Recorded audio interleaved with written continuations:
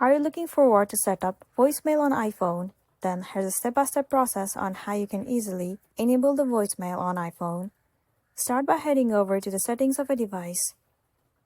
Once you're inside the settings, scroll all the way down and then move into Apps. Here's search for the application Phone and then move into it. Once you're in this page, scroll down and you should see the option where it says Live Voicemail.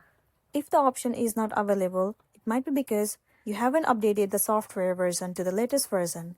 Also, the voicemail is only available from iPhone 12. If you're using iPhone 11 or below that, then voicemail might not be available to you. But if it is available, then click on it and then toggle on the option of Live Voicemail. After that, follow the on-screen process and then you'll be good to go. So that's the end of the video. If this video helped you, give it a like and check out our next tutorial. Thank you.